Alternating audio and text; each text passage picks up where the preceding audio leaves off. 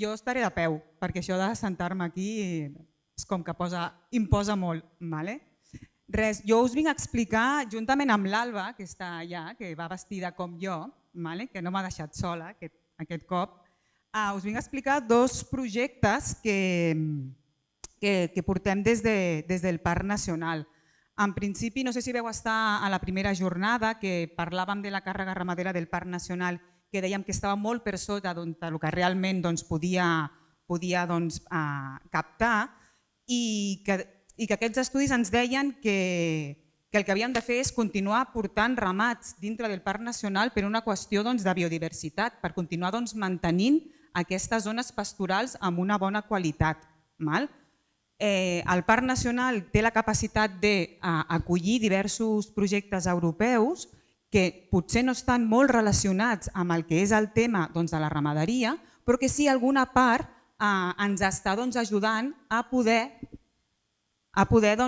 veure com estan aquestes pastures, aquests sistemes agropastorals. En aquest cas són dos projectes que tenim l'Limno Pirineus i el Poctefa Green, que el que fan és que alguna de les seves branques ens han ajudat a veure com estan sobretot les torberes i les molleres i les hem pogut relacionar amb el tema de les pastures.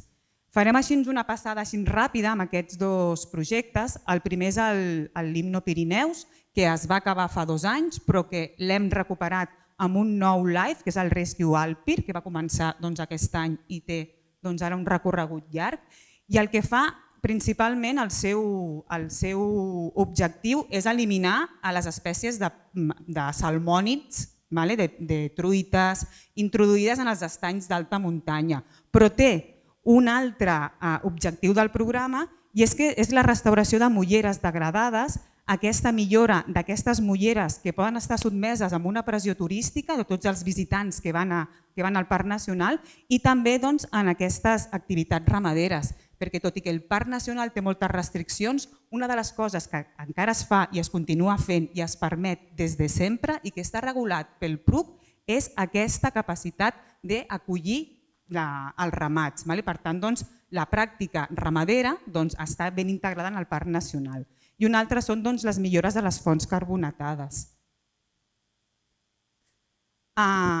Us vull parlar de la restauració de les molleres de la Font Grossa. És una actuació que es va fer l'any 2012, vam començar, perquè veieu una mica, estaven així.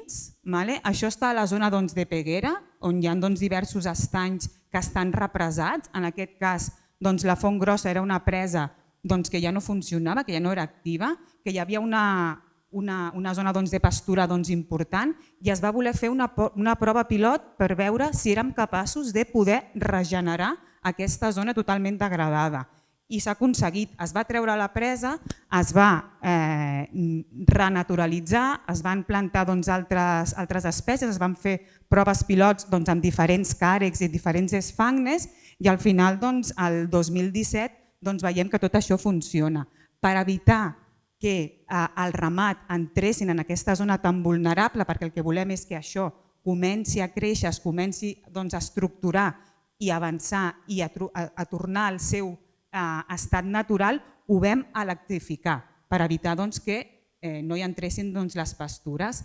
També era una zona que abans havia estat pasturada, per tant, això també ens permetia veure si en algun cas hipotètic tinguéssim una sobrepastura, si seríem capaços de tornar-ho al seu estat natural i que tornessin a créixer les plantes típiques d'aquella zona.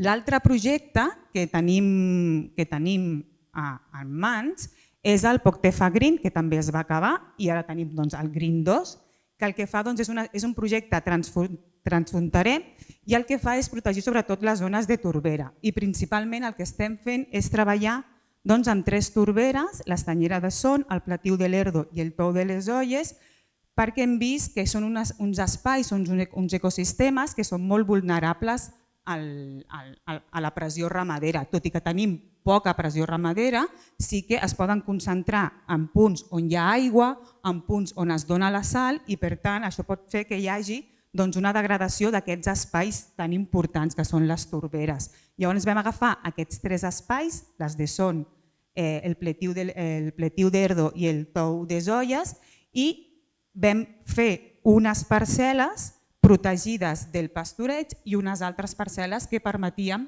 que sobretot els caps de bestiar gros, com vaques i cavalls, poguessin pasturar. Què vam fer? Vam mesurar, o s'estan mesurant diverses coses, des del pH, el nivell freàtic, s'està comptabilitzant el número d'espècies, la coberta vegetal d'aquestes espècies, per veure si les zones on es pastura i les zones on no es pastura hi ha alguna diferència o no, si hem de protegir o no hem de protegir. Són 10 inventaris de flora amb aquests quadradets d'un per un i tenim 5 zones excloses i 5 a fora. O sigui, 5 i 5, mira, veus? 5 i 5.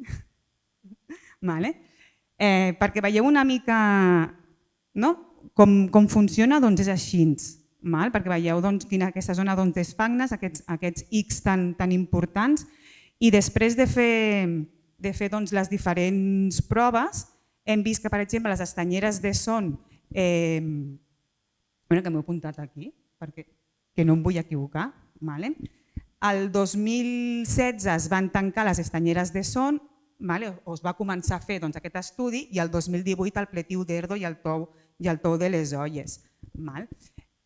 Què hem vist? Que no ha afectat gaire, que realment necessitem molts més anys, necessitem molts més estudis perquè els sistemes de resposta de la vegetació és molt lenta i per tant amb aquests 4 o 5 anys o 7 que estem portant no hem trobat moltes diferències a les zones pasturades o a les zones que no estan pasturades. Sí que sembla que la fructificació hi ha una tendència que fructifiquen més a la zona d'exclusió, però no és gens definitiu. Necessitem encara tenir moltes més dades per poder treure'n conclusions. El que sí que hem vist és que ha de ser un estudi sempre molt continu i que hem d'anar vigilant sobretot el tema que no entri el bestiar en aquestes zones d'exclusió. Ens hem trobat que per molt filat elèctric que fem, per molta tanca que fem, si no pugem de forma molt freqüent a visitar-ho, pot ser que la vaca o el cavall ens trenqui aquell filat i ens entri en aquesta zona d'exclusió. I per tant, si ja ens està pasturant la zona que no volem, no tenim uns resultats fiables, per tant hem de millorar amb això. I ja està, jo crec que ho puc deixar aquí. Ja està, la conclusió és que no hi ha canvis significatius.